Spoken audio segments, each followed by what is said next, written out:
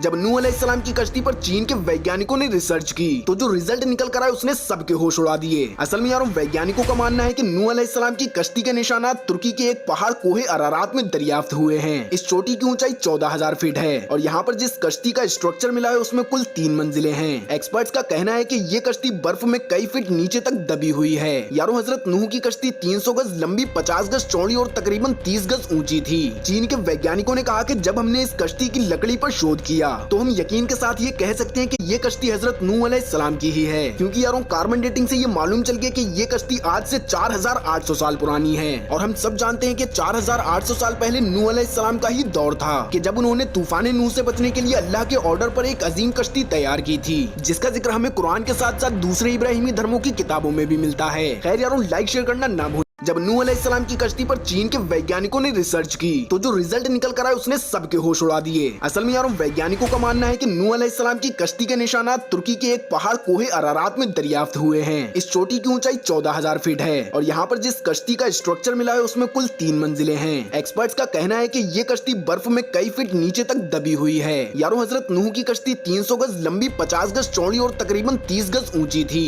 चीन के वैज्ञानिकों ने कहा कि जब हमने इस कश्ती की लकड़ी पर शोध किया तो हम यकीन के साथ ये कह सकते हैं कि ये कश्ती हजरत नूह अलैहिस्सलाम की ही है, क्योंकि यारों कार्बन डेटिंग से ये मालूम चल गया कि ये कश्ती आज से 4,800 साल पुरानी है। और हम सब जानते हैं कि 4,800 साल पहले नूह अलैहिस्सलाम का ही दौर था कि जब उन्होंने तूफान नूह से बचने के लिए अल्लाह के ऑर्डर पर एक अजीम कश्ती तैयार